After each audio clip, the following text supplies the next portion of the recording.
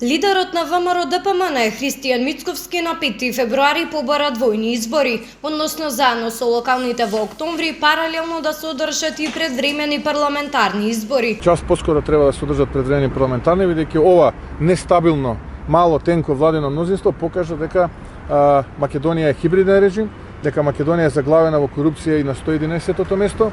Според сите останати други скали на мерење, по број на странски инвеститори, по патна економија, во било каква буквално смисла на зборот, гледате дека ние уназадуваме или сме на дното во регионот. Така што оваа влада јасно покажа дека ниту знае како, ниту пак има вештини, ниту пак има план како да ја води државата. Но ова барање го одби председателот на владата Зоран Заев, како што рече тој, конечно да престанеме со предвремени избори. Конечно треба да престанеме со предвремени избори.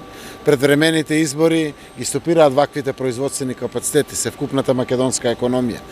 Државата има јасен правец по кој што се движи, европеизацијата продолжува, сите тешки одлуки кои што се донесува во минатото беа заради економскиот стандард на народот, заради отварање на нови работни места, да ги мотивираме ваквите инвеститори да инвестираат во нови инвестиции, да отвараат работни места, да го зголемуваат својот извоз, бруто домашниот продукт на државата, со тоа и благосостојбата на целиот овој наш народ.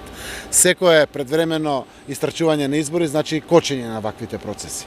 Затоа редовните избори се во 2024 година. Во однос на мнозинството во парламентот, генералниот секретар на СДСМ Љупчо Николовски пак порача дека тоа е стабилно, додека од друга страна подпредседателот на опозицијската партија Александар Николовски подолго време тврди дека ВМРО-ДПМН преговара со пратеници од власта за ново парламентарно мнозинство.